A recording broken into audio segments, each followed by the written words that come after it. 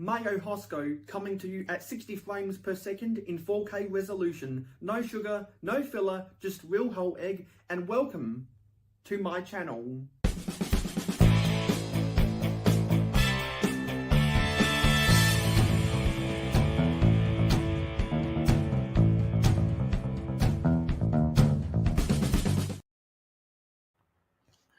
Hello everybody and welcome back to another one-on-one hangout.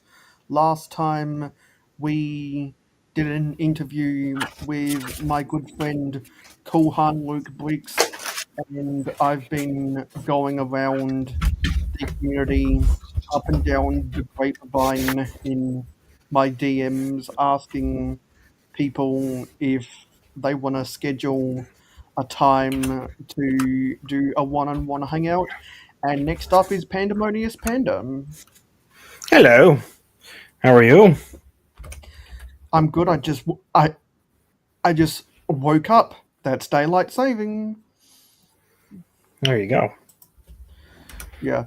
So today I wanted to talk with Panda because Panda and I share a lot of the same thought process when it comes to technology and the way Lego is involved with technology. Yes. And we have some rather interesting tales to tell about that. So let's get the ball rolling. But before we do that, let's see who's in chat. So it looks like it's only Johnny who's in chat right now. And there's a Zisu as well. So everyone Crimson Toast knows. is there as well. Oh yeah, there's a Crimson Toaster as well. So everyone knows what we have to do because of those people.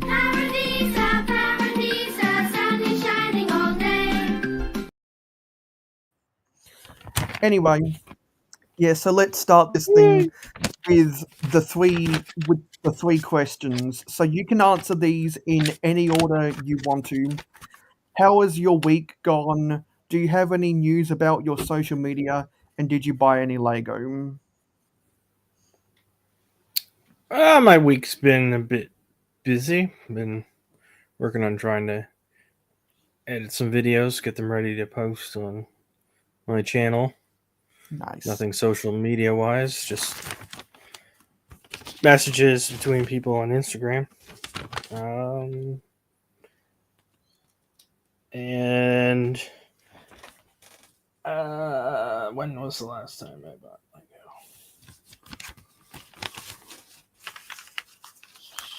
Haven't bought any really recently. I've been sorting a bunch of my Lego that I have. It's probably been a couple months since I bought something. Yeah, so if I'm going to answer those questions, my week has been productive because I'm getting more assignments done. We're now into mid semester break at grad school, so that's good. My latest news right now is that the video I uploaded on Thursday took off on the algorithm, and I think I've gained 3 subscribers because of that video. So I'm up to 972. So I'm only 28 subscribers away from 1,000, which I'm pretty happy about. And the Lego I bought this week is giving me PTSD, so I'm not going to talk about it. Anyway, seeing more people come in. Hello, Seth Bland, and yo,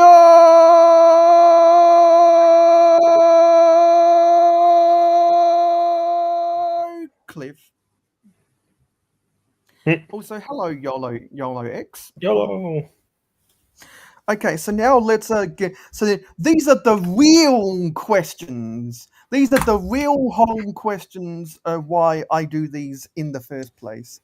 So these are the questions that I am most interested in when I do these one-on-one interviews. If no one has seen these in a while, hello, Night Moods. Fuck you. I'm gonna do something right now. Just to let me handle that.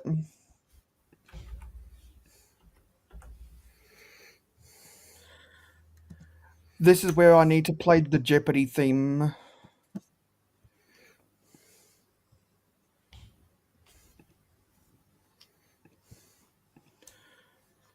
The Jeopardy theme. Okay. Let's get back to normal. I have Inevitable. something. I have something that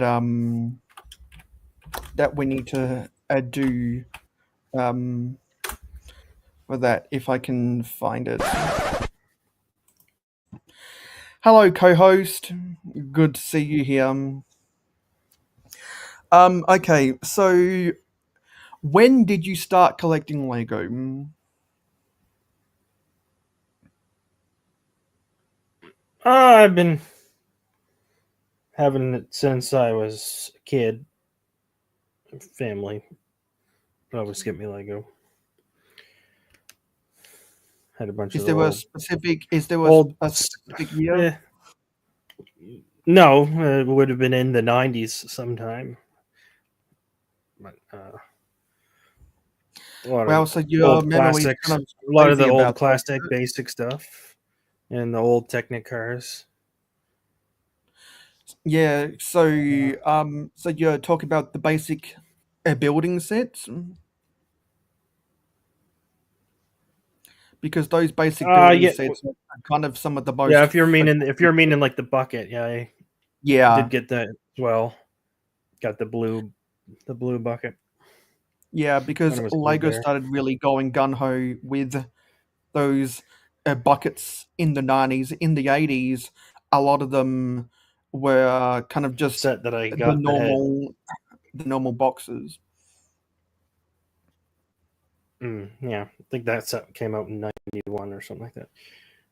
I That was the first set that I got that had green for the base plate with the base plate and Yeah, the fruit tree. So yeah, there was no green Lego in my life before that. So I would get no, white Lego and I would paint it green. because back So I then they were because back then they didn't invest as much money in their pieces within their parts inventory. So the most extent you got with green were the base plates and the foliage. mhm. Yeah, because I was going back on Brickset, going through the years, trying to compile my Brickset inventory, and that's what I started realizing is that it wasn't really until the mid '90s with the space sets that they were using regular green Mm. um, for non base plates and non foliage purposes. Yeah, and Anyway, I would get Mega Blocks and stuff back then too. Some of those sets from them. yeah, because I do So know Mega Blocks people had who some grew up interesting with those. colors. Mega Blocks had some interesting colors over the years. I Yeah, think they because even they've have one had that's sort of some. like a camouflage color. Because they've had some colors that are quite different from Lego. And if you're talking the early '90s when you started collecting Lego, then I remember at that the Tycho blocks were still relevant back then. Hmm. Because for those who don't know, Lego got into a big lawsuit with Tycho blocks.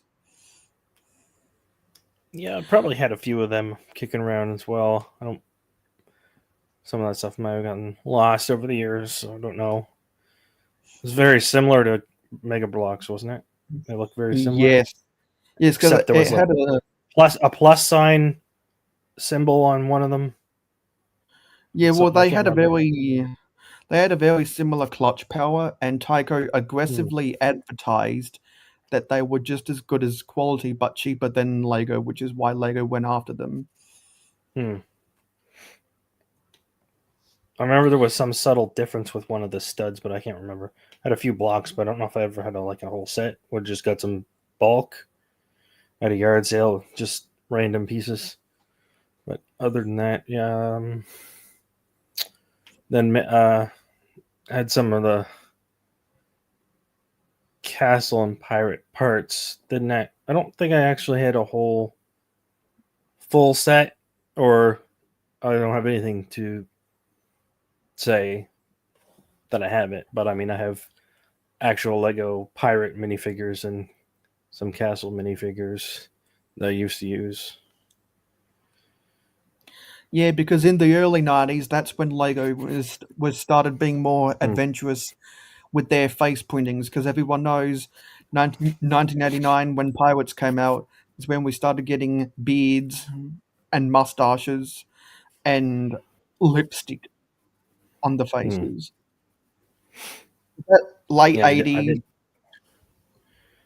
early have a 90s. pirate ship set, but it wasn't Lego. It was an off-brand Coco, spelled with a Tycho. K. No, Oh, Coco, Coco. with a, it was like an elephant logo. They made some pretty interesting pirate ships. Uh, That's a brand Clearly, I've never heard of. yeah, they're extremely rare to find any of that stuff because I went trying to look to try and find what set I have the pieces from that, because I have old pirate ship parts from that Lego didn't make, which was kind of even more cool back in the day because they were making stuff Lego wasn't. But I've only found like a few handful of things you can even get from that, and most of that's on like those kind of like nostalgic websites that say what something's worth, as if it's sort of like a museum kind of. I don't know how to explain it, but kind of like if you were like looking on eBay, but you can't buy it. It's just showing you what the thing is and talking like it's in a museum. I don't know how to describe a website that's set up like that, but kind of like basically like an archive sort of reminiscing page. I don't know what else to call it. Yeah, they used to do a lot of that before people started selling shit left, right, and center on eBay. Yeah. It would just tell you like how much a value something's supposedly worth and that kind of stuff. Gives you auction Yeah. house kind of vibes, but it's nothing you can buy. It's just there. It looks like eBay. It looks like a site you could buy and bid on, but it's just not.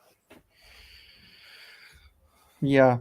So I am alive. I was just spending 5 hours yesterday doing a grad school assignment, and I've got another one due in 6 days. So I'm busy with grad school when I'm not doing shit with Lego. So yeah, so that yeah, so the I think I can agree that the early 90s was a good time for Lego. Do you remember your first Lego set?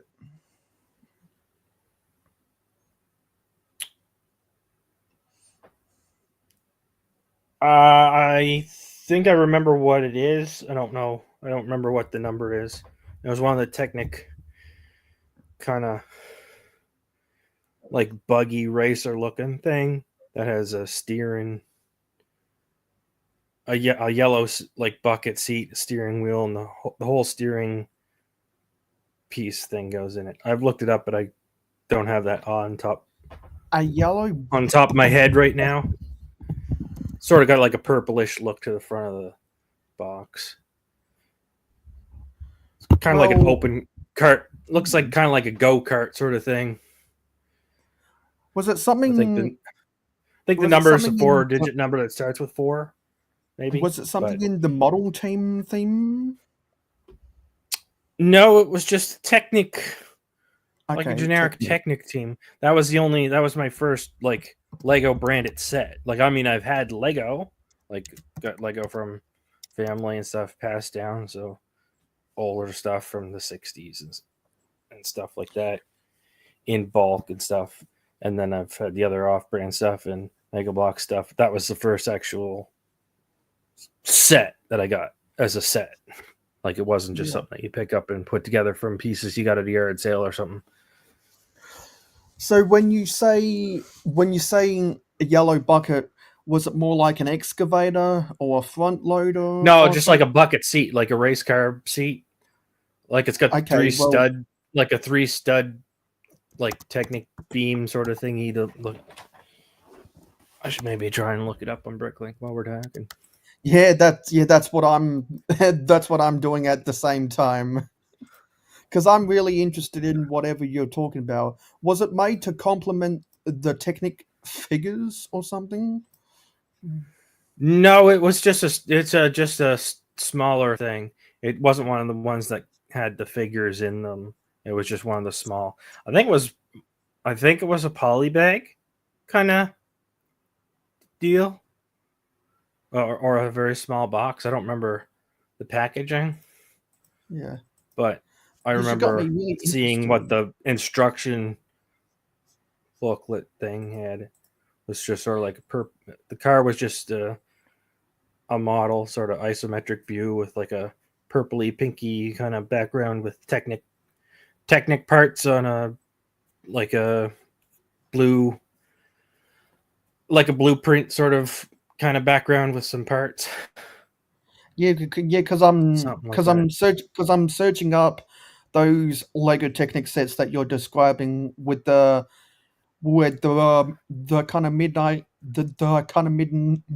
blue purplish background. And I'm looking at a go-kart right now.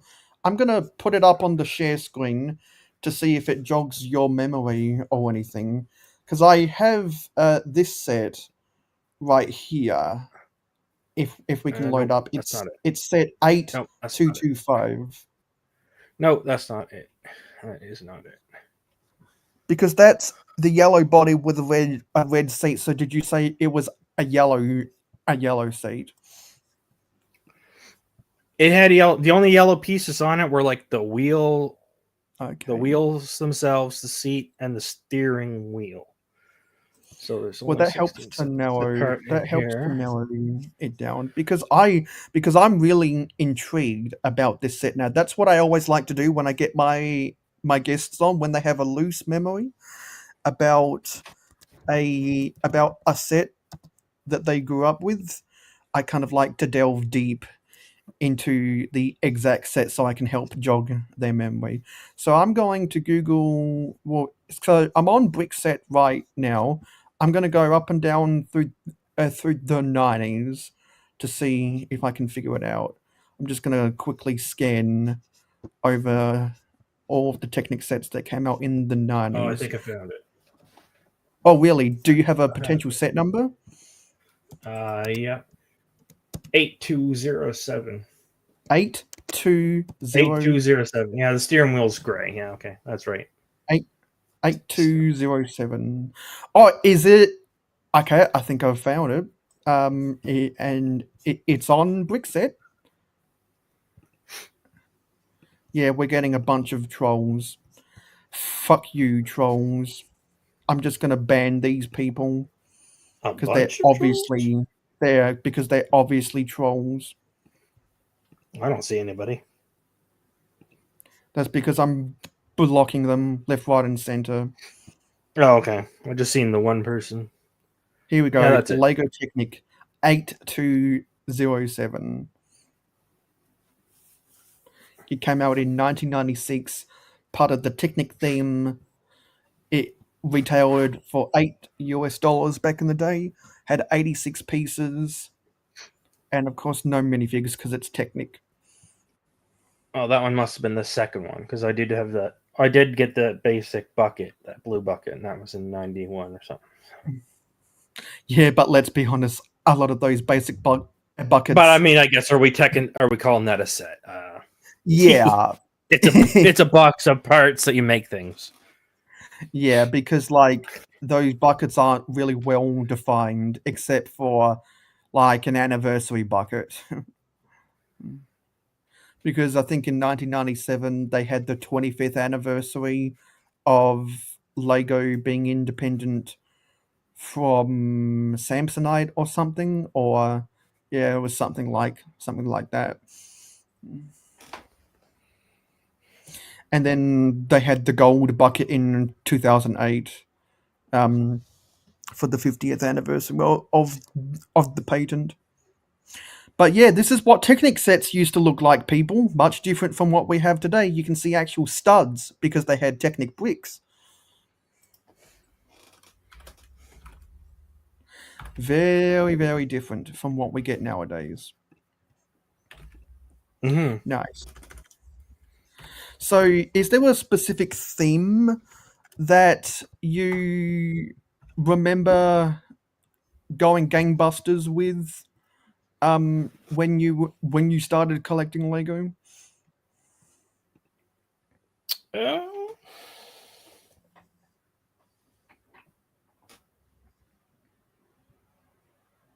Because for me personally, don't it know was Legacy. specifically.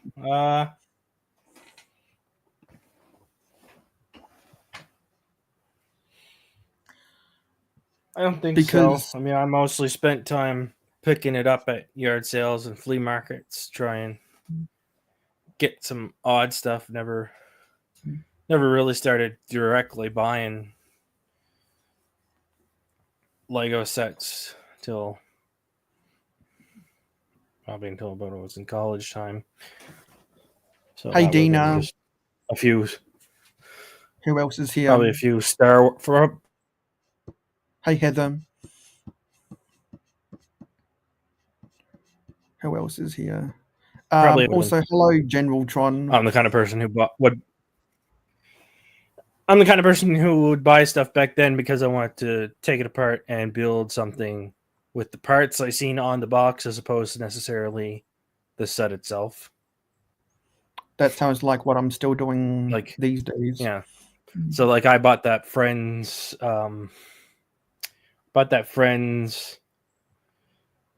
I guess that's like an amusement park. It's like the like oh, what is it? The Santa Monica Pier kind of resembling looking set. Had like a merry-go-round and stuff like that. I've I always bought that. wanted to see. I've always wanted to see someone make a mock of Santa Monica Pier. I really Hmm. have, and not just Santa Monica Pier itself, but the Pacific Park at Santa Monica Pier. Because if you grew up with the Disney Channel in the 2000s, if you know, you know. Also, Zisu's saying old Technic is better than new Technic.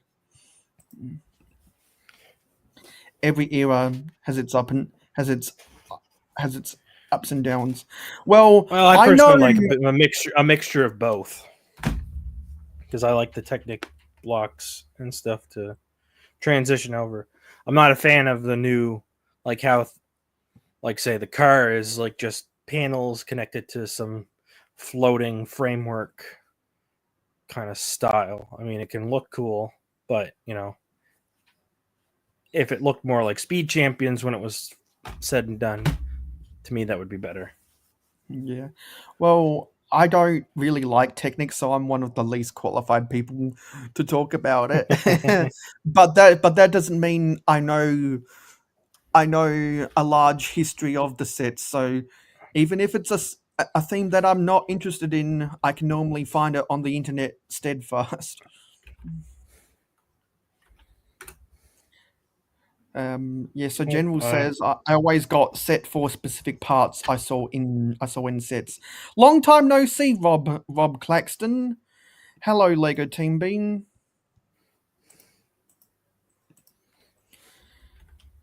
This is just going to be a whole stream of us blocking trolls.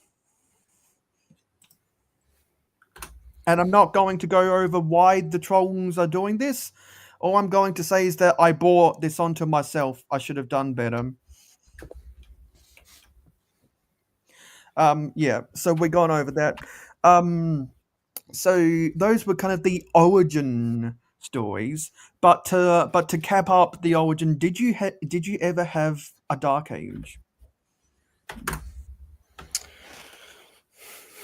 I don't necessarily think it a dark age per se, but maybe an extended gray stage.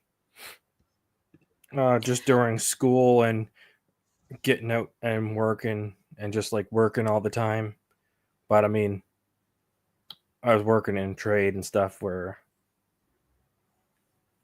that kind of stuff is what I look forward to kind of doing. So I was always kind of messing with it in the background, not necessarily into some sort of full time thing, but if you just have an idea to mock up something to make a gearbox or part or try something, then just slap a bunch of stuff together and see if you could try to figure out something quick on the fly. Yeah, Just from because seeing things like having like engineers having like Connects and Lego stuff in their desks at their office at work, because kind of just oh, connects. using that in their everyday kind of environment, kind of like I was kind of the person that always had something like that going on in the background anyway, before school, during school, and after school, sort of thing. And then I really got back into it Thanks for bringing up during connects. my second job. Thanks for bringing up connects. I got really into connects in the late 2000s and the early 2010s. Yeah, I like the There was original Connects. They make some smaller pieces and stuff now, which can be a bit of a problem. yeah, It does not quite dimensionally line up. It's not quite to scale as stuff with the big stuff. And then there's a bunch of adapter pieces and stuff. Well, yeah, it's because a whole big other kettle of fish now with Connects and the other parts. you knew that Connects had a good thing going when Lego tried to copy Connects with Snap in 1998.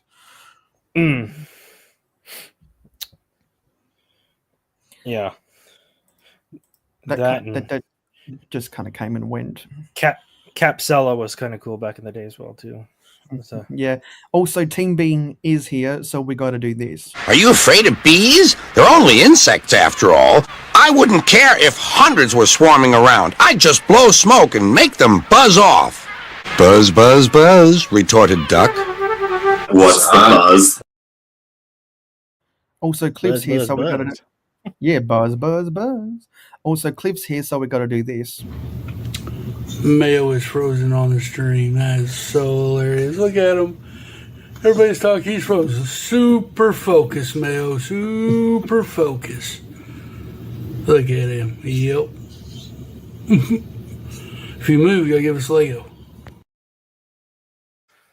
He wasn't focused. He was just really trying to hold something together so it would stay. Yeah, I was really trying to hold those grass pieces in together on that tree.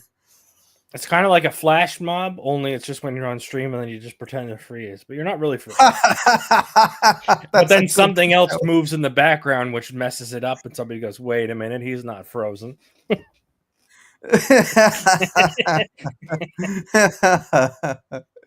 Anyway, the folks at Clickin' and Brickin' are here, so we got to do this too.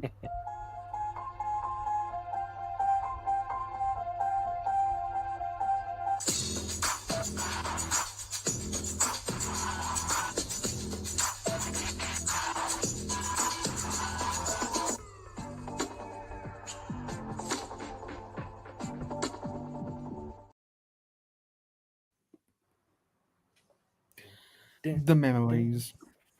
Cheers, Johnny. Yes, Heather. So I kind of feel the same way about you do about your grey age.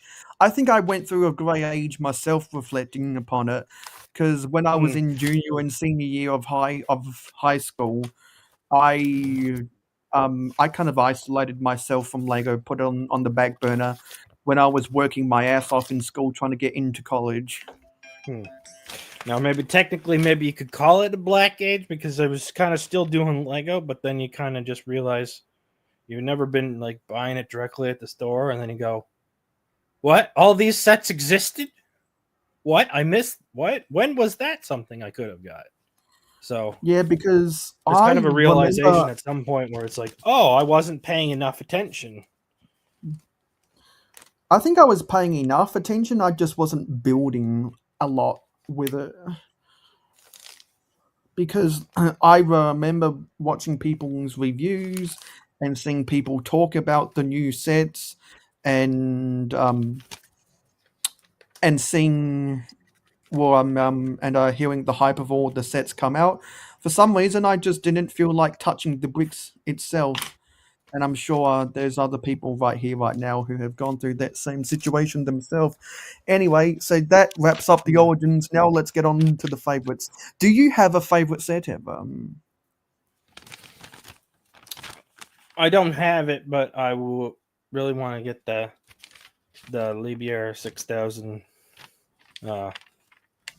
big mining crane or excavator thing, rather. The big white Technic.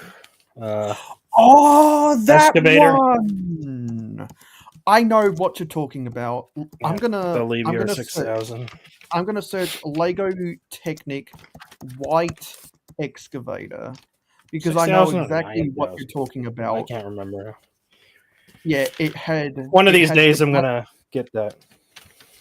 It had the black bucket and it had the grey insides of the caterpillar treads. That's a really cool set. I'm gonna see if there's a brick set listing in it because that's the kind of Technic set that I imagine an engineer proudly exhibiting on their shelf. Yeah. It's that good. Let's see if this is no. There has been a lot of Technic excavators that want to distort my searching for this. But yes, here we are. Let me see if I can get the actual listing. Not sure what. So what? So it was set 42100. I want to show this for the viewers because if you haven't seen this set before, then you might be quite impressed when I bring it up on the camera. So let's search for the brick set. I don't know why brick set doesn't come up as the top listing for retired sets. I really don't. So let's present. We're going through all of the band hammers tonight. Anyway, let's share this screen to show off a beautiful set. Lego set 42100. It's part of the Technic theme. Came out in 2019. Has 4,108 pieces. Retailed for $450 back then. And no minifigs, obviously. Look at that beauty right there. And I presume with those wires, that was for a remote control feature? Oh yeah, it's fully automated. So it would have come with the remote control to, I guess, raise and lower the boom arm. And you had the hydraulics underneath there. I'm not sure if that controlled the opening or closing of the bucket or anything. I'm not seeing anything with the bucket. And there's view, and it looks like you got a bunch of those. The bucket just pivots. Okay. Just moves up and down a little bit. Yeah, because it's a big earth moving excavator. It's not your run of the mill Caterpillar. Yeah, because this is I'm pretty sure this is the biggest excavator Lego ever made. It might be one of the biggest excavators that actually exists that would be classed as an excavator. I don't know. I'm just taking a guess because I can't remember. I think Mammut had something as well, but I don't know what it would be. And for material handling, you got a bunch of those dark bluish grey 2x2 round bricks down there to represent stones or gravel or something. Mm. And that's something I always liked with the 9-volt trains, with the hopper trucks, when they actually gave you cargo of stuff you could dump out of the hopper at a loading station. They did the same with this set, so that you could actually have something to move around inside of the bucket. I think this and that newer Caterpillar construction company bulldozer they made, along with that conveyor belt set, are, in my opinion, the 3 best Lego Technic sets ever. This is definitely on the Mount Rushmore of Lego Technic, if you ask me. Yeah, one day I'm gonna get that set. So I'm guessing this is also your white whale. Yeah, it would have to be because I don't have it. So Yeah, kind of like how it's literally white as well. So that's 2 checks. Yeah. So that's a double entendre. It's kind of like how as a town builder, my white whale is the airport shuttle. So yeah, we're done covering that. What's going on in the chat? See if there's anything relevant. Looks like people just sitting back in awe of everything we're saying. So do you have a favorite minifig ever? Favorite minifig. Because some people probably know what mine is.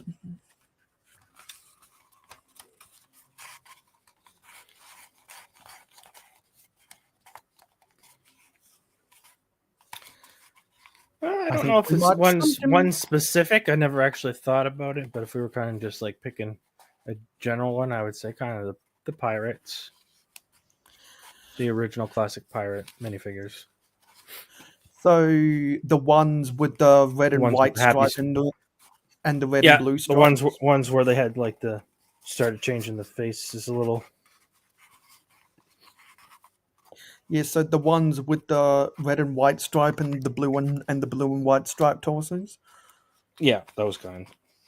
Yeah, because they had the ones with the happy looking pirate people. So you're talking about the ones with the do-rag hats or the tricorn hats? Probably the do-rag. I'll just give me a second. I'll grab one. Hey, Hive.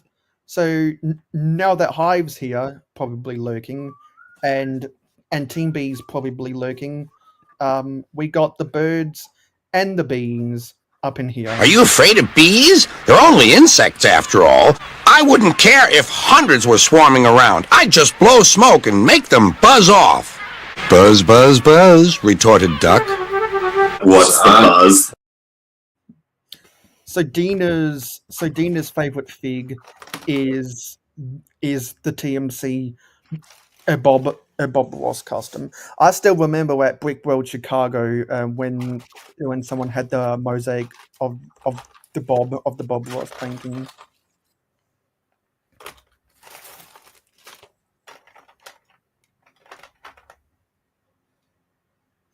And we all know that Zelda likes the elves. Looks like, well, I think I can hear Panda rattling around a collection of I'm digging through figures. In minifigures here. Yeah, because I'm not the biggest fan of the pirates with the do-rags, probably because I didn't grow up with them. But my favorite one was, I think his name's First Mate Rummy. I'm going to show a picture if I can find it. I'm going to search Lego First Mate Rummy, because First Mate Rummy was actually a named character and has his own page on Wikipedia, the Lego fandom. So let me this is let's see for the reveal. Now, these are obviously not put together and stayed together with their sets, and they've added different pieces. A lot of people like collecting those elves. These kind of related kind of minifigs. Oh, when they yes. started having like different faces and stuff. Like, see, I got some with hats, and some had do-rags, and some of them have different parts, and some of them probably have non-Lego components and stuff put together because I've got so many different random stuff. I like what you did there with that pirate. You replaced you replaced the yellow torso with the white torso version. Yeah, well, like when me and my sisters would play with them, we customized the minifigs with whatever other custom with whatever minifig components, whether they're Lego or not, that were in the bin that you dumped on the floor, and you made your people. Now, the reason why I like what you did with that torso swap is because if anyone remembers the red and white and the blue and white striped torsos that they made in the Pirates, the backs were yellow. They didn't have back printing on the torsos yet. So I always thought it looked weird because it looked like they just painted the stripes on their stomach. It didn't look like they were wearing clothes, especially because they had yellow arms. I'm not sure if anyone else who collected pirates thought the same thing, but that's how I So you're talking about these ones right here, which is yeah. whoa! I only have See? a front shirt. Don't It look looks at like me from behind. yeah. Yeah, they had the belt underneath for its saving grace. Do. And that red and black one is slightly more rarer than the blue and white and the red and white, because I'm pretty sure that one Yeah, you I showed think we with had the a white lot torso. of the red, white and blue and white ones. I'm pretty sure the one you showed with the white torso was from the Metro liner that came out in 1991. But then we customized, and then I get something like James Bond. Oh, This is nice. a James Bond minifigure. Yeah, so that okay. Well, if you pull that fig back up to the camera, I can decipher where those pieces came from. So can you pull that James Bond back up to the camera? So that's the standard black pants. That's that's one of the torsos from the waiter in both Town and Paradisa. That's the sunglasses face that was used in a lot of Town sets, and that's the flintlock pistol from Lego Pirates. Mm-hmm. That's a lot cool of the looking weapons are James from Bond. the pirates because we had a bunch of pirates. Yeah. So that was James Bond. 30 years before we got Lego James Bond. Yeah, this is the original James Bond. That's a purest custom James Bond. But viewer discretion advised. Me and my sisters would also customize our minifigures and stuff in different ways, like shark attack, and paint it with some like fingernail polish and stuff. That looks like a fight future off one. the shark. That looks like a future one torso. Yeah, this is a fully customized minifig. Now I don't have the head, but the head is just as bloody as this one is here. And that gold on the classic space logo looks in really good condition. Yeah, unfortunately, the paintingness of it makes it. Yeah, so I'm gonna pull up a picture. I'm gonna pull up a picture of first mate rumming. This is my favorite of the pirates back in the early 90s. Had the tri-corned hat instead of the do-rag, and instead of just the grunt workers shirt, it had the blue coat covering the shirt with the gold buttons and the belt, kind of looking like a vest almost. Mm-hmm. And it had like the eye patch. Yeah, and it had the eye patch. The do-rag pirates didn't have the eye patch. They had the like this guy with the rest of his proper parts. They had the handlebar mustache. Yeah, because if you substitute the black tricorn the torso hat, is about the same torso. Everything else is it's the exact same torso. Removed around and is on another minifigure somewhere.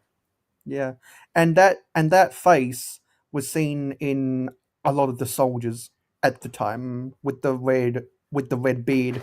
Seems like the only pirate that got the red beard was Captain Redbeard. Look, I'm pretty sure more so of the pirates got the black facial hair. Nice. Look at those beautiful flags right there. Mm-hmm. One's for well, the blue ones for the Imperial soldiers, the red ones for the Imperial guards. Because the Imperial soldiers were sold from 87 to 91, and the Imperial guards were sold 1992 to 1995. And then the Imperial Armada took over for 96 and 97, and then pirates kind of went into a dark age, and that's the difference between the cannons that did and didn't fire. Yeah, these are the ones that don't fire, I think. And I believe they did that because The newer ones fire, right?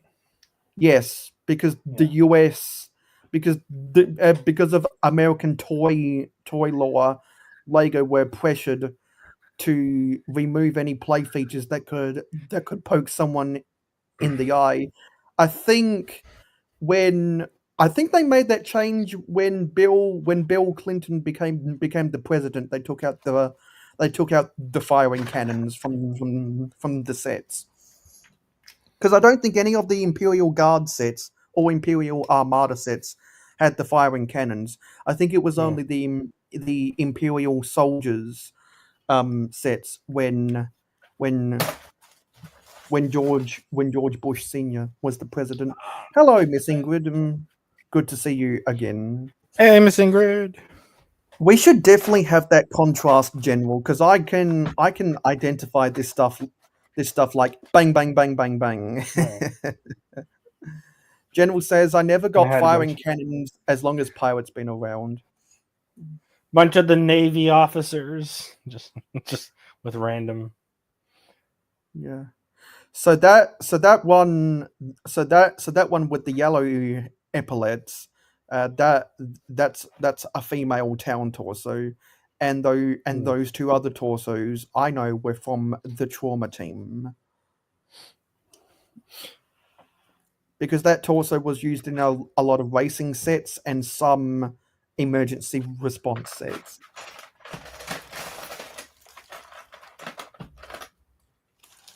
Isn't it fun going through just a bunch of random figs and deciphering what the hell they are? Yep. That's one of my favorite games to do on stream. Also, hello, Hobby Hooligan. That's a real hodgepodge. You got some. You got some town. You got town, castle, and pirates all wrapped up into one. Oh, that's what I said. Is that have a bunch of different parts, and we just kind of just made with what we did have. So I can decipher from all of this. One of your favorite childhood memories with Lego was mixing and matching parts for the minifigs. Oh, 100%. And here's one of them pirate torsos, and I think is that the head for the one? Yeah, that's a pirate's. That's a pirate's. That's face the pirate. with the eye. Is that the head? Yeah. Is that the same head for the one? This one you were talking about, the show? Yes, or is because that because if you swap those heads around, because if you swap the heads around and you substitute the white pants with the black hips for all black or all grey, then you can get very close to First Mate Rummy, which we put on the screen. So before we got the ultra detailed minifigs, that's what you had to do to get some variety in figs. And I put respect on your name for not succumbing, for actually wanting to not have the minifigs be shirtless at the back. Focus. Is that a Star Wars cap? Oh no, that's a baseball. I have cap. no idea. I think it's just a baseball cap. Yeah, that's just a regular white baseball. It almost looked like one of the caps from early 2000 Star Wars from that angle.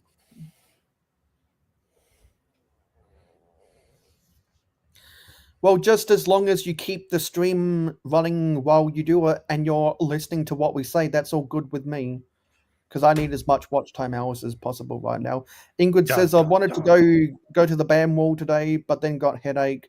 Hopefully go tomorrow. Well, you should just move to Porter 66's house so you could take a 5-minute walk to the Lego store.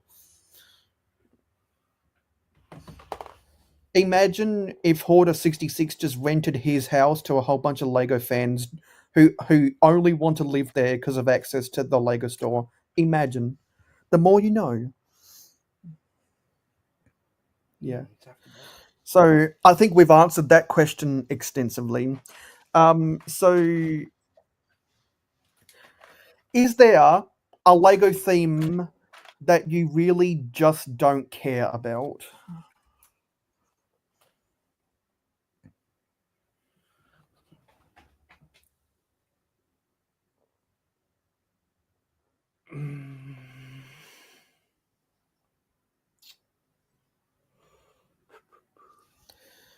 For Generaltron, it's Minecraft.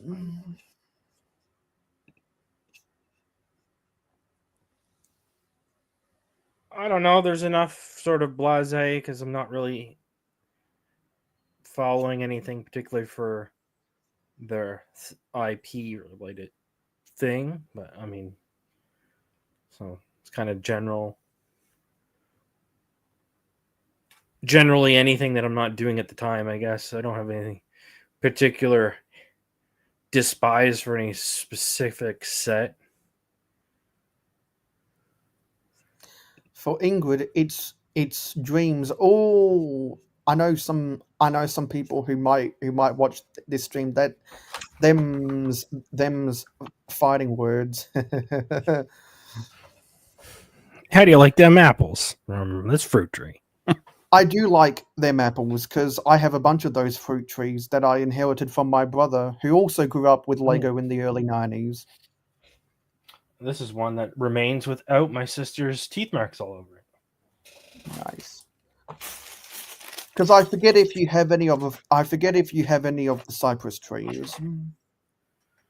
Unfortunately, I do not. Yeah, because I know that Seth has cypress trees. I've always wanted to guts them, but I just never went to bother to try and find some. I'm No, sure sorry, one of these days I'll pick some up. But... No, sorry, not Seth. Eric has a bunch of the cypress trees.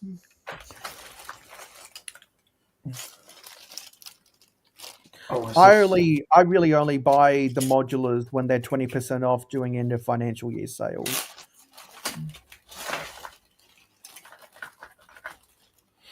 And I don't collect the corner modulars for anyone asking.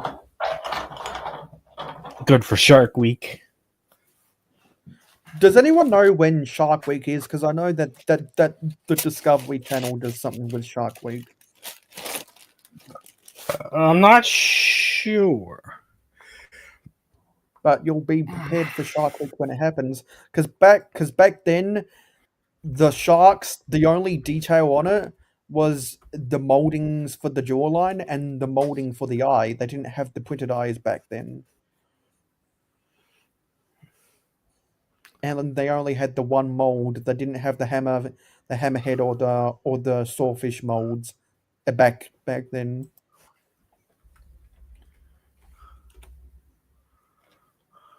I don't think we got the printed eyes on the sharks until the 2008. So it'll be July 6th to July 13th this year. Okay, nice. Because I remember some Lego YouTubers doing stuff for Shark Week 10 years ago. So the middle of July. The week after the 4th of July. Yeah, just before Brick World Chicago. So in that sweet spot between the fireworks and Father's Day. Nice. Well, I think we've gone over majority of the intangible questions. If there's anything else that I've if there's anything else that the chat wants me to ask Panda, I can do it on their behalf. But I think we're at that moment in the show where we've got the basic rundown of how Panda likes to enjoy Lego. Yeah, so like one of the reasons why I wanted to get Panda on is because we have an interest in Lego technology. The first moment I knew Panda was interested in that stuff was when we were both at Brick World Chicago 2023. I traded away a bunch of my minifigs for GWPs, and Panda bought an education set that had some Mindstorms pieces.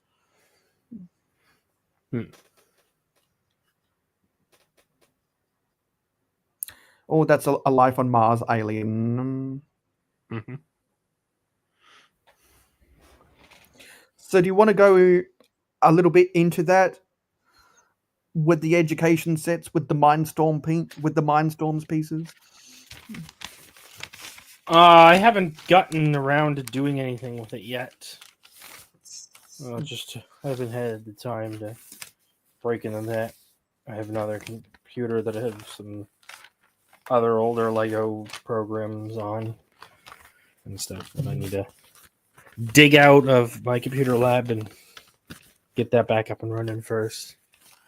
Because you're like, I got some Lego. I got some EV3s with that, but I already have a bunch of RCX stuff. I want to try and start into some stuff with some RTX stuff first.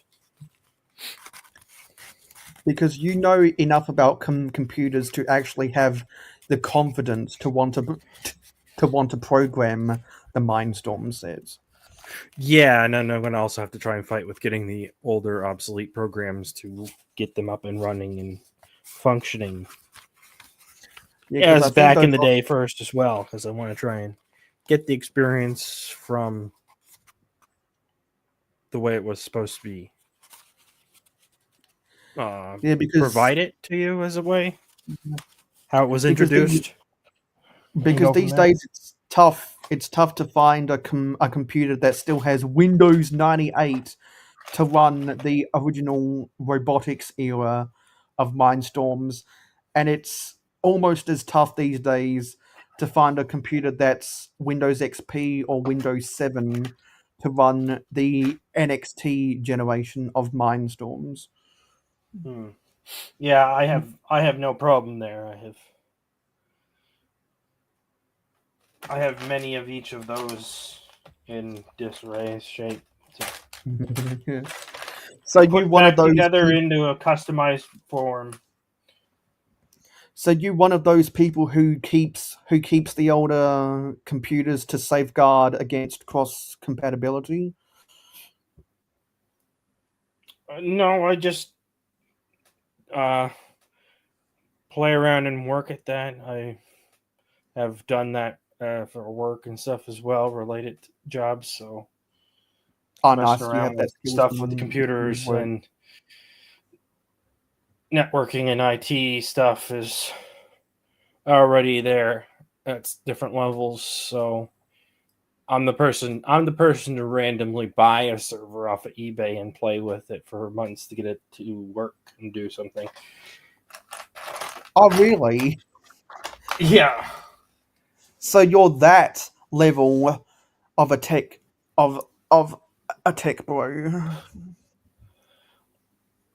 Well, not necessarily a tech bro. I just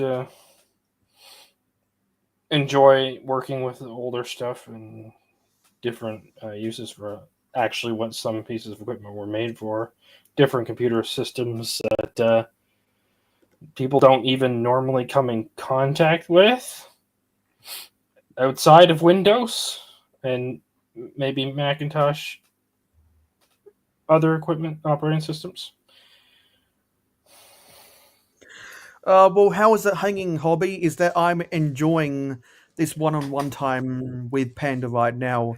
Yeah, because for years I've always seen and heard people talking about the pros and cons of Apple iOS versus Windows, Intel, and right about the time when they came out with when they upgraded the technology for the Apple MacBook Pro, when they went away from the Intel chip and Apple created their own new chip, was when I was starting to consider buying a Mac, because there's stuff that you can do on a Mac that you can't do on a PC, and there's equally stuff that you can do on a PC that you can't do on a Mac.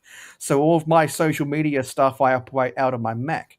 For my tertiary education, I operate out of my HP. It's more convenient to open files on an HP than a Mac. I use iMovie on my Mac, and I watch a whole bunch of streaming services on my Mac. It's very difficult to use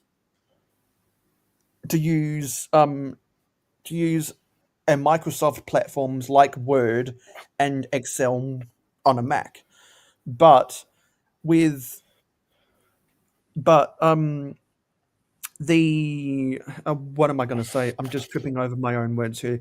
And also, the Apple mouse is ridiculously expensive. So when I was going to purchase my Mac, I was like, well, I could purchase a higher quality Mac that's, say, $2,500, or I could use my student discount at the Apple store, get the basic entry level a MacBook Pro that's 13 inches in diameter, not 16 inches, and has 8 gigs of RAM, not the 12 gigs of RAM, and I can pay about $800 less than that and use that money to go buy an HP computer and pay for a lifetime Windows license. So the way I see it, because I had the money, that purchase was made a year after I bought my iPhone 13. Now, for under $4,000, I had an up to date smartphone and 2 up to date computers. So I invested in my technology. I invested in my tech skill set. I invested in myself, and now I'm doing good things because of it. And if you can get the Mindstorms Lego technology working, that's when you really come into your own, where you know what the hell you're doing with technology. Because I don't have the skills to ever want to attempt to do Mindstorms, but whenever I go to Lego conventions and I see people using Mindstorms in their mocks and with the Great Wall contraptions, I stare in awe. Yeah, I have my background programming and stuff. So all that kind of stuff is interesting. Because I deal with that in industry for automation. And there's a lot of intricacies that the common Lego collectors don't really think about when it comes to tech like Mindstorms. And on a side note, I was watching the Butt Chop 2021 video about the MILFs tier list, and he was mentioning at the end, he was doing a whole bunch of parody spoofing, and he was talking about people who you should go follow on Tumblr, knowing that Tumblr doesn't exist anymore. And I had no idea until you told me in that backstage.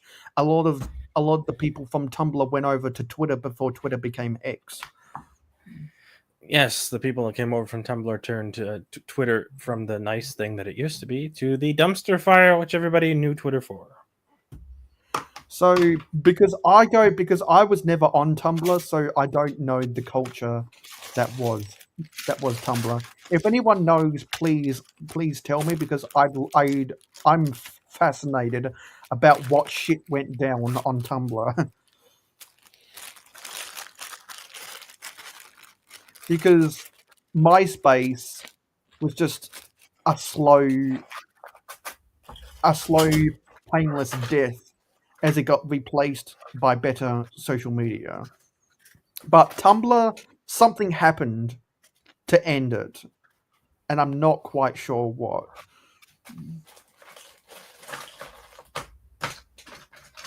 Something happened on Tumblr, and I don't know the answer.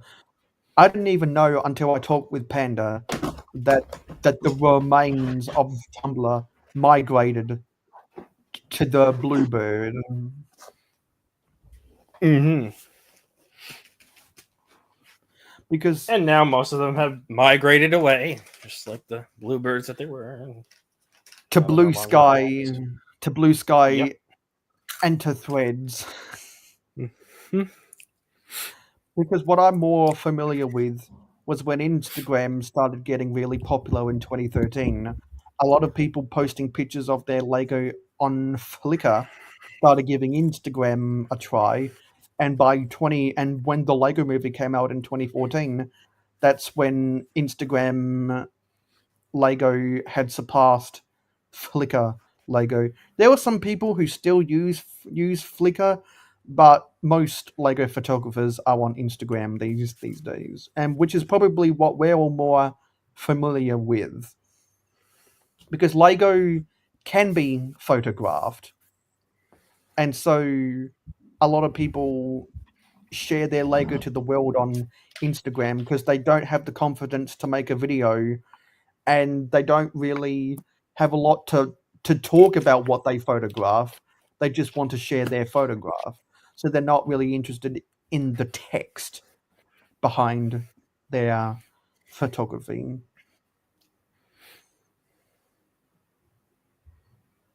Because I'm not sure how active you are with photographing your Lego or anything. All I know is that that's a really cool panda. And is that the bamboo botanical set? Yep, that's the bamboo botanical set I built maybe a month ago or something now, a couple weeks at least. And it's a Minecraft pandas plushie. Yeah, I could tell it was Minecraft because you can see Yeah. with the The you could squared eyes.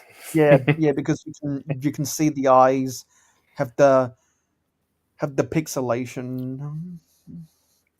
Yeah, because Panda and I Yeah, as both soon as like. I seen that, I'm like, oh, there's my mascot right there. Boop. Yeah, because Panda and I both play Minecraft. I don't play Minecraft Yeah. as much as I should. I have a Minecraft server that I pay for, and anyone who pledges to me on Patreon has access to join my Minecraft server. So for as Yeah. little as 99 cents per month, you can join my Minecraft server. Anyway, Make any more yeah, 'cause progress with the Minecraft Lego set builds? no, I Yeah. took a break from the 2015 sets, and I've been going onto other projects. I've been really investing in the minecart subway tunnels that I've been building Ah, underground, yeah. and we discovered one of the enchanted cities or whatever that has the blue fire. I found that in a cavern when I was building up a station to the surface level, and I was like, "Oh my god, this is beautiful." It was just in a cabin. I wouldn't have known it was auto generated if I wasn't digging tunnels. It was beautiful to see. Mm-hmm. I know that Tiago recently. No, so I think Tiago's latest review was that bamboo botanical set. Yeah, I think I need to get another one so that I can have one for his hand so it can be eaten one piece. So I can have And part of the other set pandas, built and the other one be pieces. yeah. That's something I probably should ask. Where did the name Pandemonius Panda come from? Well, I had the Panda nickname from work. So I used to work with someone whose nickname was Shrek, and he looked like Shrek. And there was another person who worked there that is pretty much like Jack Black in stature and just sort of way that he is normally. He's like subtle Jack Black. And so because I worked in a plant environment, I wore earmuffs because I can't wear earplugs. So when I wear them and I don't have them on, I just have them on top of my head. So it just resembles to ears, Like a panda. either Mickey Mouse or a panda or something like that. So the combination with that and my big black safety arc flash rated safety glasses made my eyes look like that too. And I worked in an environment where you get dirty, so part of you is clean, part of you is black. So apparently I looked like a panda. So then my nickname was Panda because of Kung Fu Panda. Yep. And the other guy was my he was my voice actor, you know, in the shop, and I worked with Shrek. And we were down in the mechanical shop, and we were rebuilding a big huge pneumatic cylinder, and we rebuilt it, and he filled out the tag, and he wrote on it, repaired by Team Disney, and then he put it back on the shelf.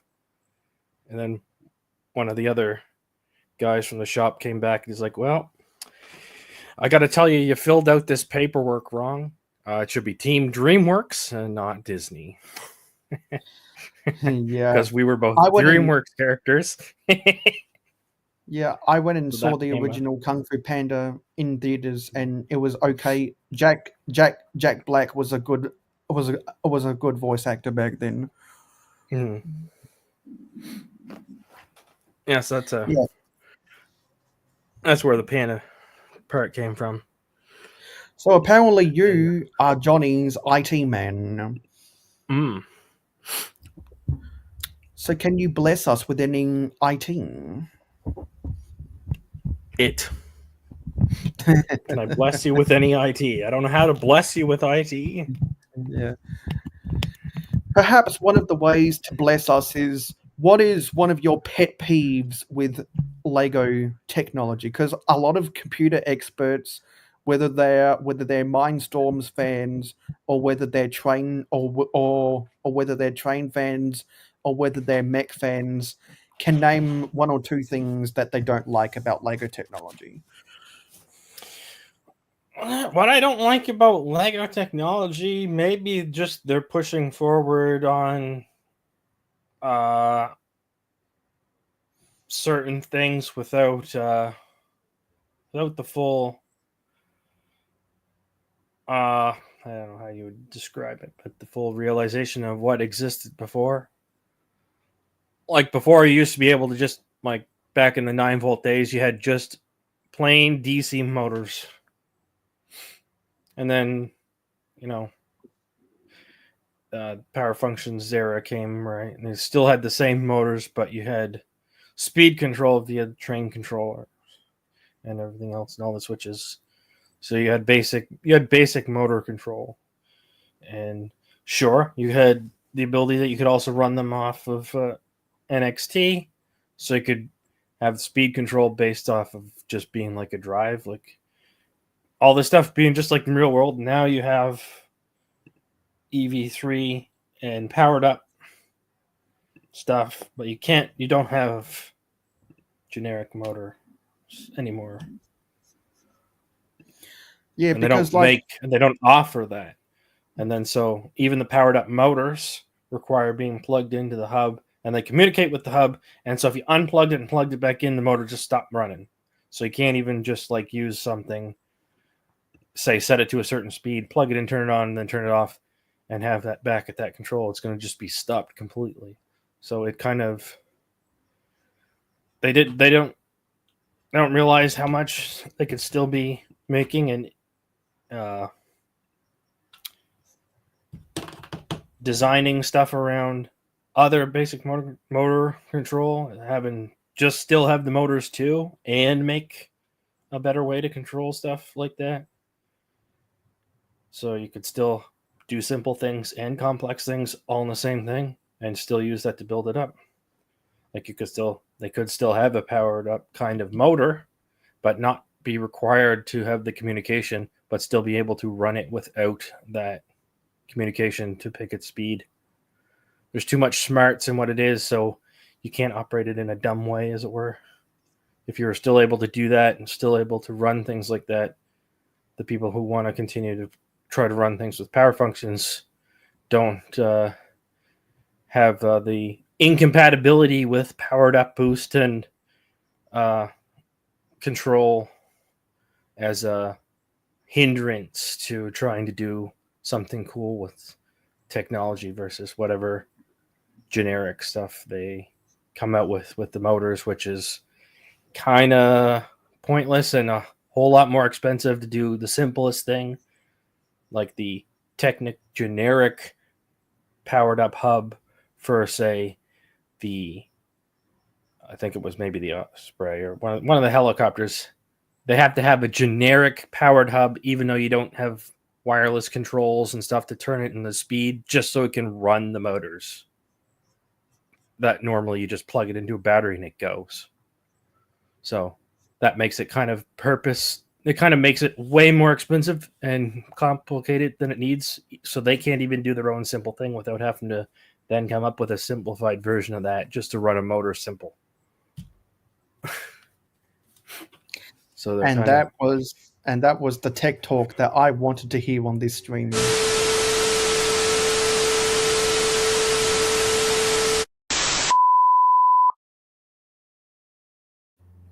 Putting the cart before the horse.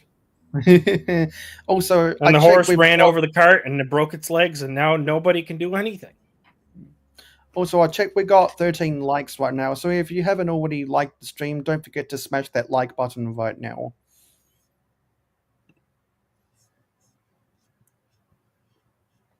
Yeah, because like one of my problems with Lego tech is that there's a lack of cross compatibility across the eras. Because you went from the battery 4.5 volt trains in 1966. Then in the early 70s they came out with the 12 volt system. But what was good back then is that Lego sold kits where you could buy the 12 volt motor that went inside of the shell casing separately. And you could buy some of the insulators and the bushings separately. So you could do an easy conversion from your 4.5 volt motor. Just take out the motor itself from the Lego plastic, and you could exchange it with the 12 volt motor, put it inside of the Lego plastic, and it was easy, and you could easily convert, and you could do it the opposite end. All of that stuff was really easy, and then they did that until the late 70s, and then in the early 80s they switched from the blue track to the light blue to the light grey track. So the original rails were blue, and the cross tie sleepers were white. And then in 1980, they upgraded to the light grey rails with the dark grey cross tie sleepers that had the special clips to grip into the holes of the rails. And so for the 12 volt trains, you had the metal center rail, and on the bottom of the upgraded 12 volt motor, you had the contacts to pick up the electricity from the center rails. And then 1991, when they stepped it down from 12 volt to 9 volt, so that you could have more universal appeal with electrical plugins across the world, LEGO came out with the 9-volt train, starting with my favorite set of all time, the Metroliner, and they switched from the center rail to the to the to the guiding rails, as we call it, being having the electric contact. And instead of having the pins underneath the 9-volt motor to pick up power from the center rail, the wheels became the metal components to pick up the electricity from the outside rails. And with that, they lost the ability to be able to exchange your technology between 4.5 volt and 5 volt. No, sorry, from 4.5 volt and 12 volt. And then back then, they had those long kind of what's it called? They had those cylindrical battery boxes that could hold 3C batteries for some of the Technic sets. And they did that separately, and they had for the 4.5 volt trains, you're supporting the 3C batteries, where you where it was kind of like a box car that you attached to the back of the engine to power the 4.5 volt trains. And they came out with a separate motor for the monorail, the Future One monorail in 1987, that could accommodate a 9-volt battery. And they also had some smaller motors that could also run off a 9-volt battery. That's also when they introduced the lights and sound system. So I want to say it was 1987 when they were gradually getting away from the cross compatibility into more specialized technical components. And ever since the 9-volt trains, we haven't had that level of cross compatibility. And there was so much of an improvement, for an example, between from Mindstorm's robotics to Mindstorm's NXT, and an even bigger jump from Mindstorm's NXT to Mindstorm's EV3. We continue to lose that cross compatibility. And when 9-volt trains got retired in 2005 and were replaced with the RC trains in 2006, they reverted back to battery operated trains.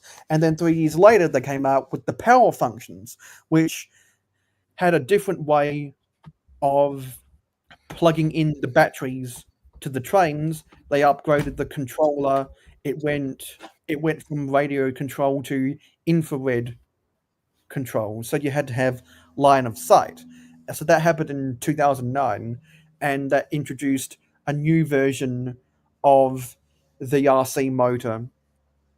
And so just a whole bunch of changes really throughout the 2000s, that if you care about using the old stuff with the new stuff, wasn't very easily accessible. And then 2018, power functions gets replaced by powered up. They change from the infrared system to a Bluetooth system. Well, then you get situations with the Bluetooth controller where if you're trying to operate a Bluetooth controlled Lego set, you have to be in a room where no one else is using their phone with Bluetooth enabled. Otherwise, everyone else's phones will cause a Bluetooth interception with your Bluetooth controller trying to control your Lego set, and it becomes a whole mess of frequencies.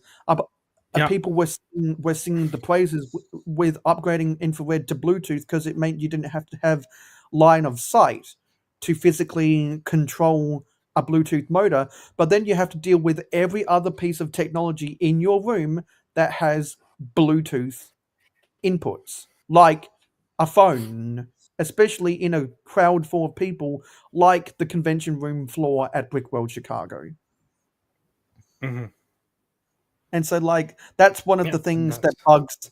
I think that's the number one thing that bugs me, is the lack of cross compatibility across the years and the constant changes, not sticking to a system and keeping it consistent.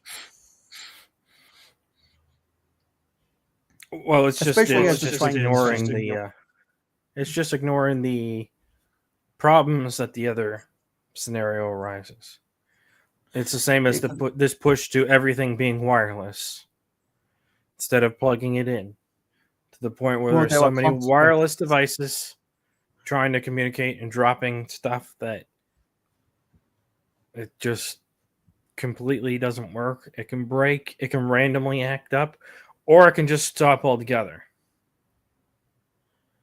Yeah, and that's why that's why it annoys people like me when Lego tries to claim that the new is always better than the old. No.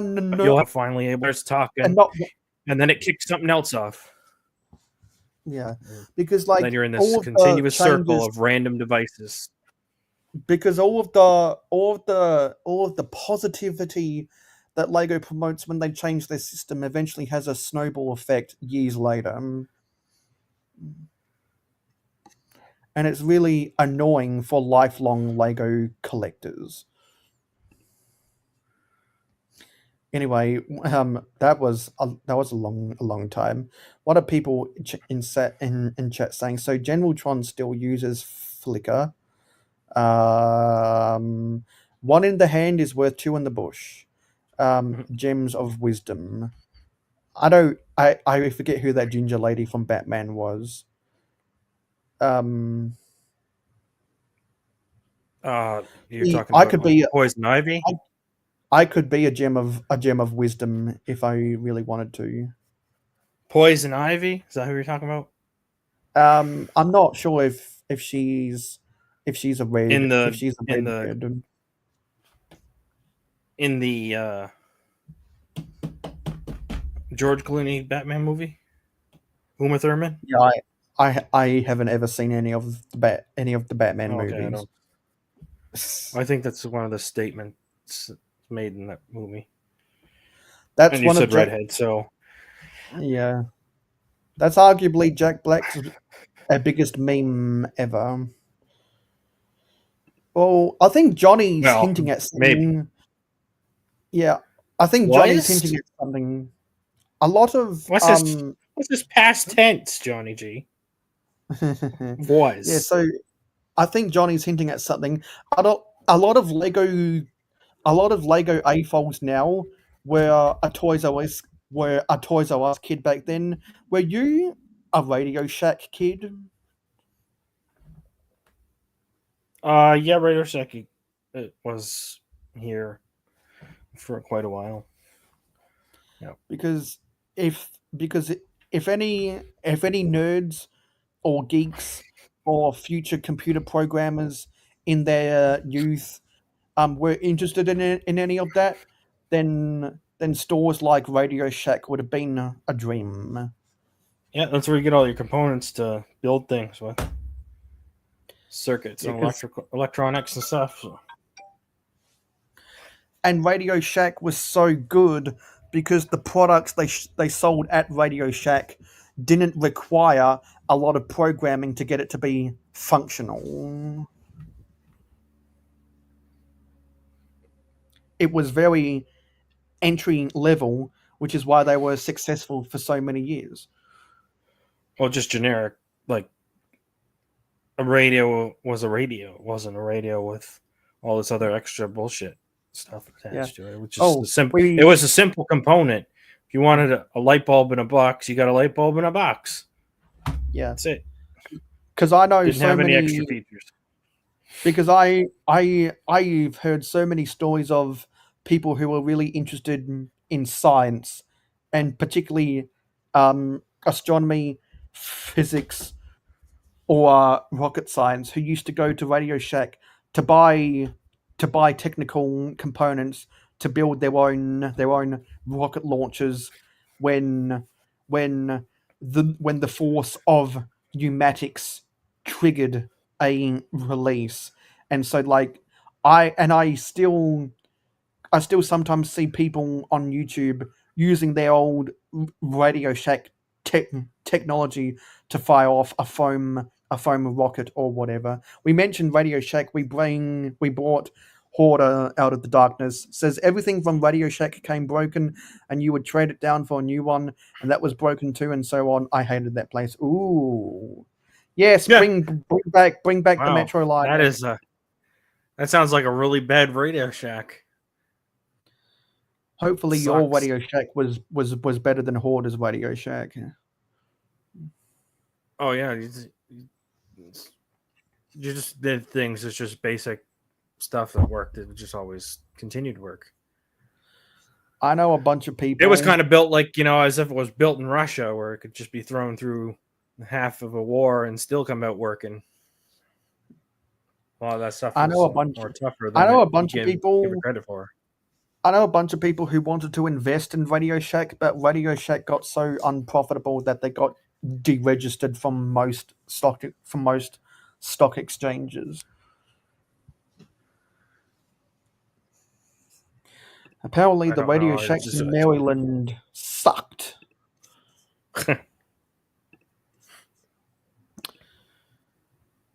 So on a brighter note, my latest video just got above 300 views, and my third video in the cycle of the minifig habitats just got to 100. So I'm gonna Nice. update some of the playlists that those videos are in now. There we go. And somehow we still have nine people watching. General says my first smartphone was a freaking tank. It had one of them Ericsson ones. It was almost literally like a mini brick.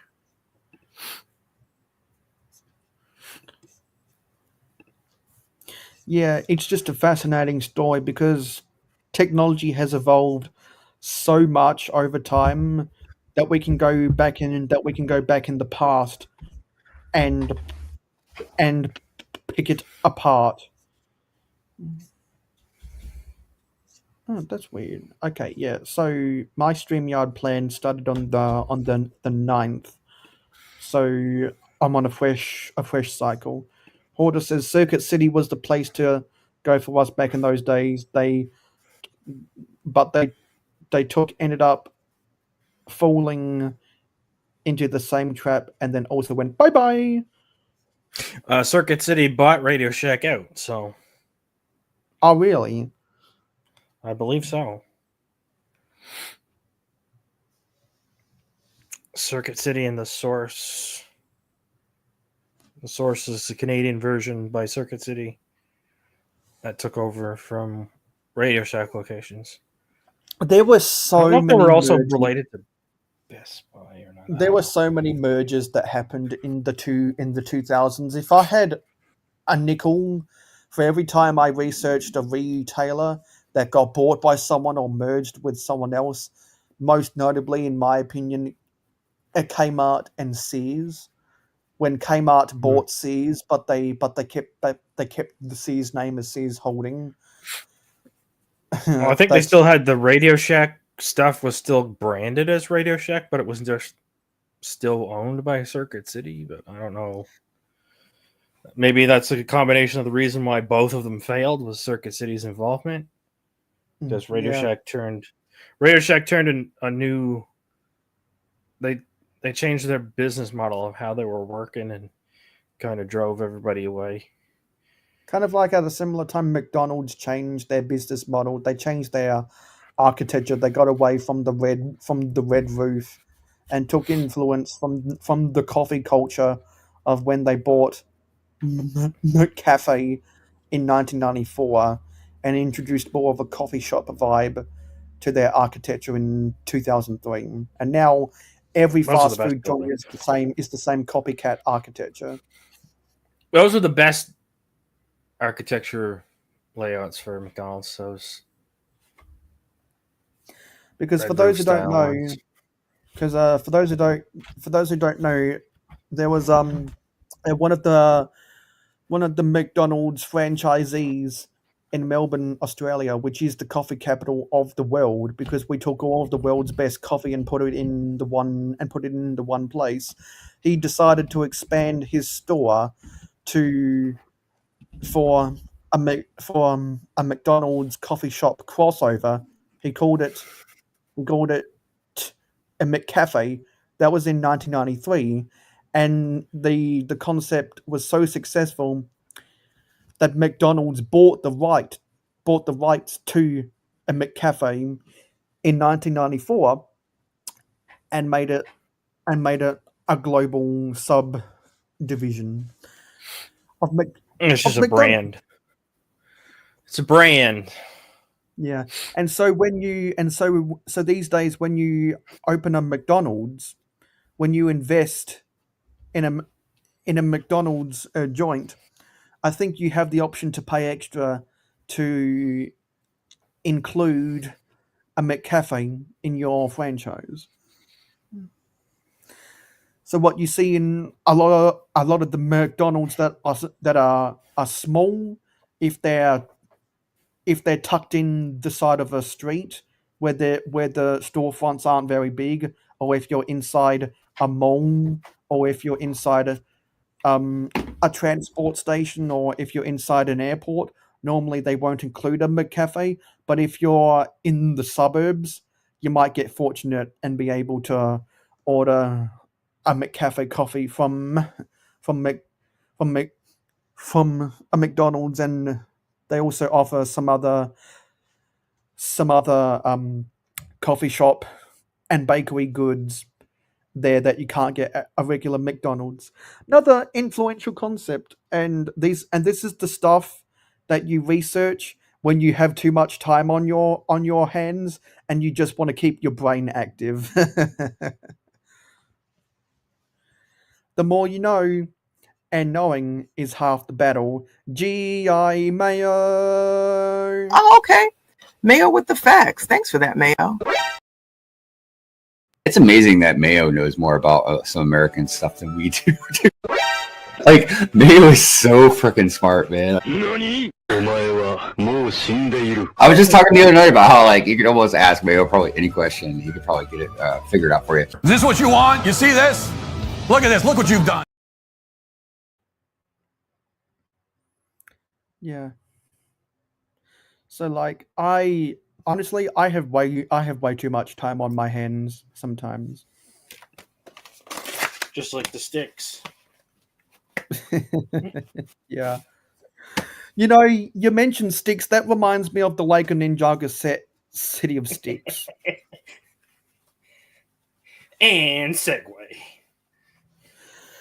Yeah, because like I was not into Ninjago back then, but I remember people reviewing the City of Sticks set, and it had those cool looking spring green pieces, and a few glow in the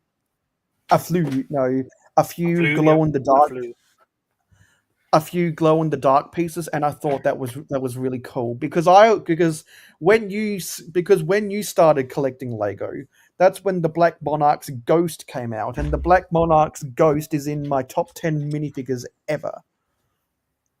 The original version of the Ghost, the one that has the spooky smile instead of the spooky surprised face that they came out with the Monster Fighters theme. If anyone remembers that, let me know in the comments. Because I remember there was that minifigure accessory pack that had the ghost, the witch, the zombie businessman, a skeleton, and it was, I think they were all, collectible minifigures from the first 5 or 6 series. They did a lot of those combination accessory packs back in the day, and it was centered around a tombstone that had some really nice dark green foliage. I miss when they did stuff like that. They don't do stuff like that anymore. And so I was really fortunate when I went to Brick World Chicago last year, and I bought a multi-pack that included a pirate set, a Town Racers set, a Castle set, and a Space Police 2 set. And that Castle set included the Black Monarch's Ghost. So I bought the Black Monarch's Ghost when I was a kid separately. And so now but I think I lost my original Black Monarch's Ghost in a whole bunch of bulk Lego. It's in there somewhere. I just don't know where to find it. And so being able to get my hands on a second Black Monarch's Ghost was really cool. Because glow in the dark pieces back in the early 90s was like the coolest thing you could get in a Lego set. And for that to be one of the cool things back then is further evidence of the evolution of Lego over the past 35 years. Because for people who really like the airport shuttle, it's now 35 years since the airport shuttle came out. Just to make people feel old. Yeah, Johnny G, I don't know if I share Zizou's romance with snow. I'm not sure what Zizou's romance with snow is. And no, I'm long since past school. Horda brings up Galador. Galador? Yeah, because Galador came out when I was born. So I don't have any memories of Galador at all. And it was discontinued before I inherited my brother's Lego in 2005. Because I started collecting Lego by inheriting my brother's Lego. Because I inherited my brother's Lego when he was 20. I was 4 years old at the time. I never had any of the Duplo sets. I skipped straight past Duplo, and I think my parents specifically waited until I was 4 years old, when Lego wouldn't become a choking hazard for me, when they gave me his old Lego, because he was in university at the time, and he was about to move out of my house. Because I remember when my brother moved out, that's when my sister moved into his old room, and I got my own room. And the first Lego cities I ever made were with his old Lego.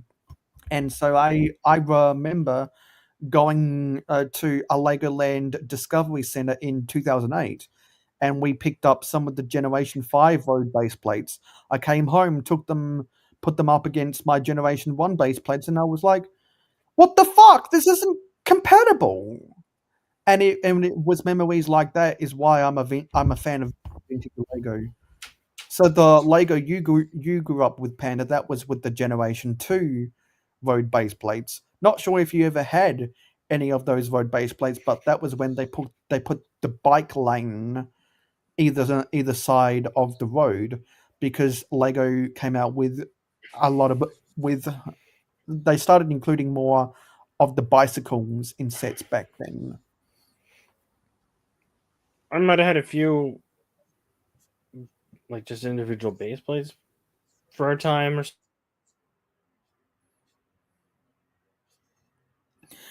I feel older than Something what I am just talking anything about I all of this. Yeah.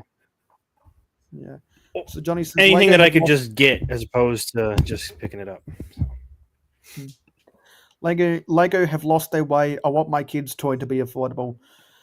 Lego was never affordable when you factor in inflation. The reason why people have the misconception that Lego was cheaper back then is because the scale was smaller. Price per piece, it's always been expensive when you factor in inflation.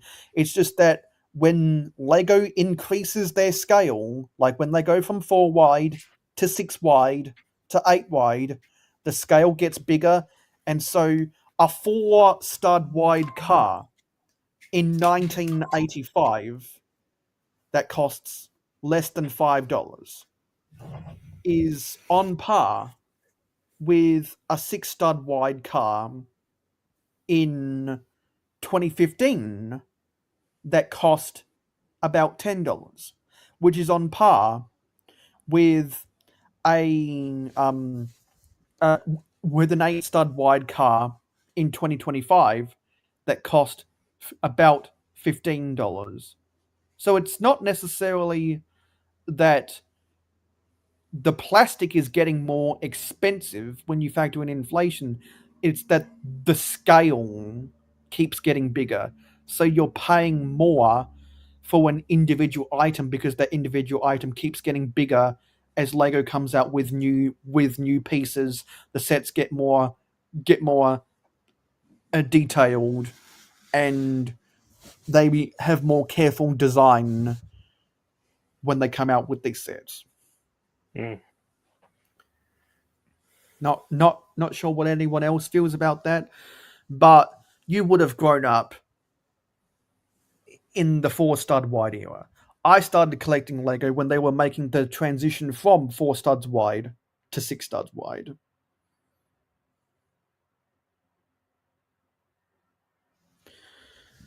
Yeah, you can also compare it with you can also compare it with confectionery.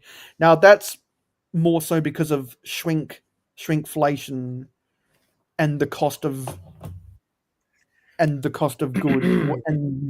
cost of raw goods over time, which is more dependent on inflation than something like ABS plastic, because Lego has minimized a lot of their cost by having more efficient manufacturing process, which comes down to upgrading their technology. That's the word of the day. So do you have any new thoughts about the way Lego's technology when it comes to the manufacturing end? Because I have things I want to talk about. Thoughts, not to anything particular. I mean, we'd go into detail about things, I guess. I don't know. It's kind of a vague, broad statement, so. Because my big thing is eventually they realized, hey, instead of spending time to change out the color of the ABS granules, like as in physically cleaning the injection molding machines, they just inserted the new color of the granules. And so when you see those marbled bricks that have the combination of colors, that is when Lego changed out the colors of the ABS plastic granules in the machine, and people sell them for crazy high prices on Bricklink and eBay. So Yeah. that's what that is. And then they realized that individually colored ABS plastic granules was more expensive than singularly colored ABS plastic granules, that they could then add coloring dye to get the color that they want. And so all of those processes made the manufacturing technology behind the injection molding of the ABS plastic more cost effective, which is how they've been able to keep down the price of manufacturing. Because, like, when you compare healthcare from the 1960s to healthcare in the 2020s, one of the reasons why healthcare has gotten more expensive is because healthcare technology has gotten better. There's less people dying in hospitals these days than there were back then, because doctors and nurses and paramedics and EMTs have better, higher quality, more expensive technology to treat their patients. That's not the case with injection molding ABS plastic. And you can read about a lot of that stuff in the Lego history book. At the start of the book, they have a whole bunch of pictures of the injection molding machines, and they go over the details about how there's four stages in printing the minifigure torsos, because you start off with molding the torso, then they ink on the stencil, then they ink in the body colors, and then they ink in the accent colors.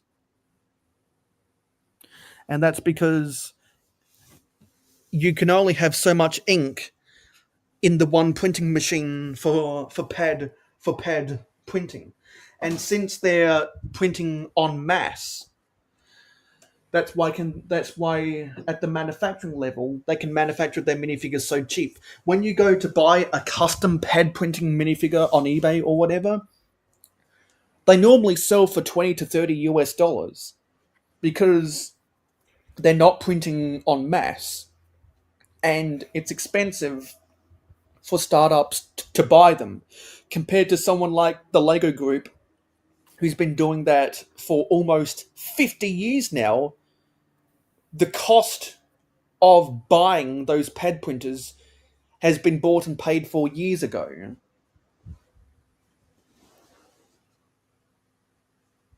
Well, there's many different versions and iterations of them over the years as well. All that stuff that would be done in house. Yeah. So like changing the ABS granules from being already colored gives you more control for the quality of that colorant that is added, because you're now adding it to your own stuff, so you can change the recipe. Whereas if you're just buying it colored, your quality of your product is determined by the quality of the granule production in whoever you're buying it from.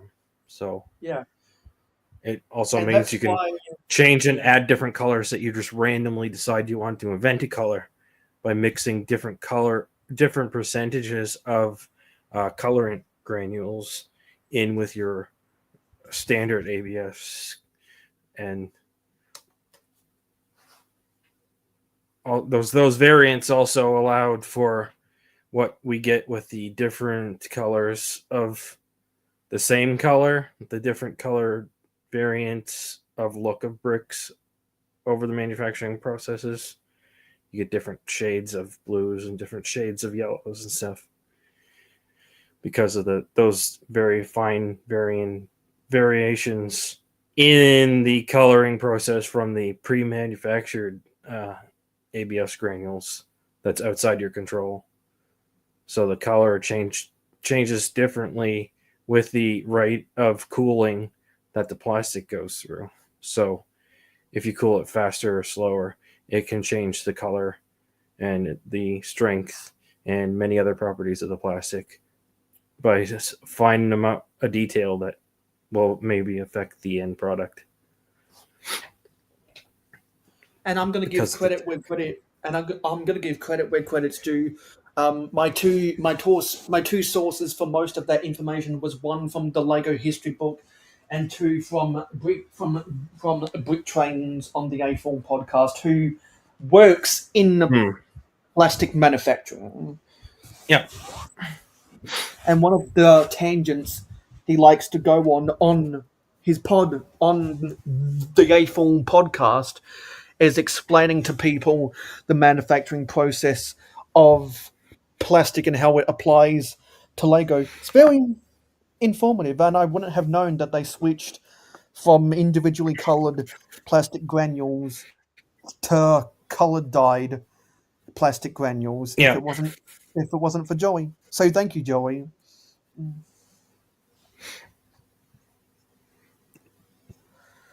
Yeah, so we're coming up on 2 hours here. This has been a really fun stream. It's been fun talking to you, Panda.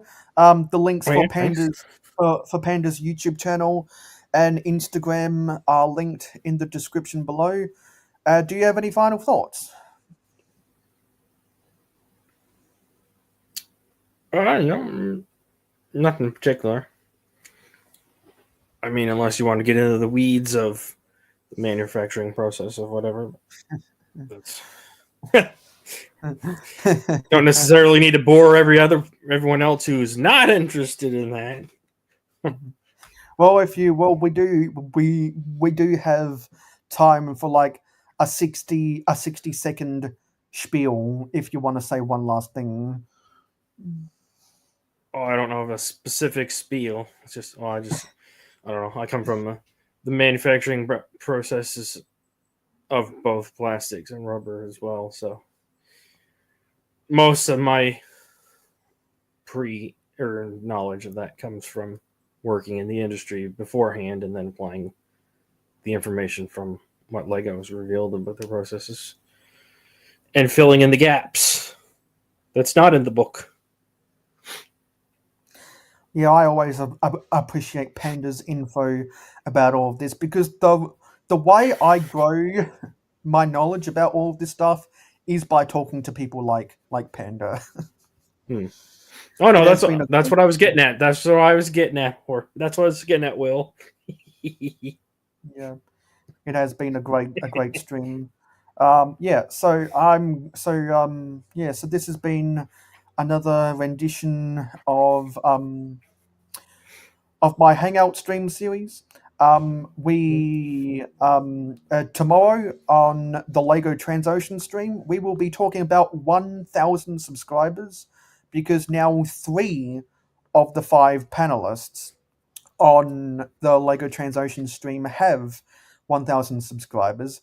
I'm 28 subscribers away from 1,000 subscribers, and so there's lots that we can talk about with that tomorrow, and we'll be talking about a whole bunch of other Lego themes that we decide we want to talk about, and whatever the chat wants to talk about tomorrow as well. So you can see that is scheduled on my channel.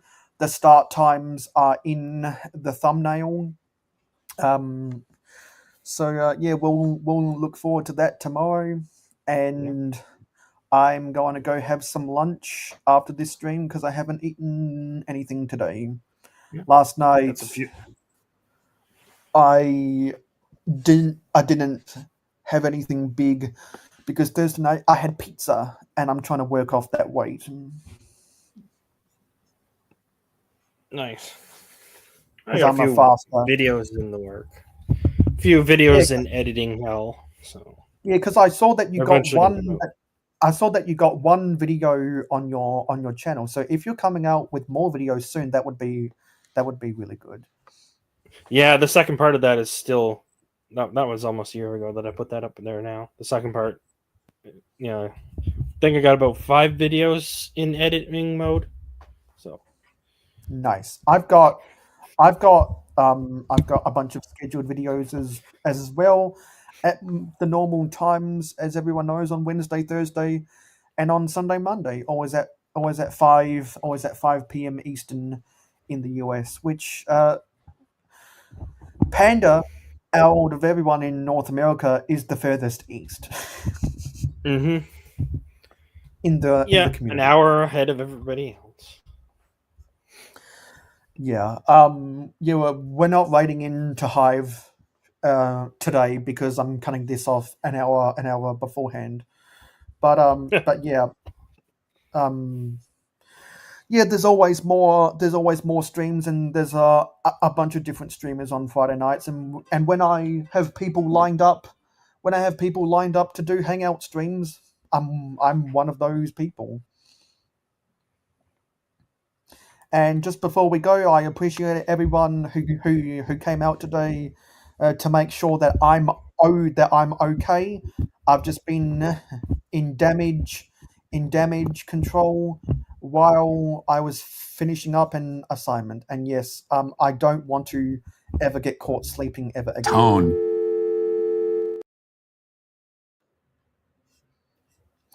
Yeah. So anyway, this has been another episode. This has been another one-on-one hangout stream. Thank you, Pandemonius Panda. So don't forget to like, comment, share, subscribe, and share this live stream with your friends. If you would like to take part in these one-on-one hangout streams, I may have already contacted you on Instagram, but if I haven't, let me know if you'd like to come on and do one of these one-on-one hangouts too. So thank you for watching, and I'll see you in the next live stream, and I'll see you in the next video. Goodbye, everybody. Later. Goodbye.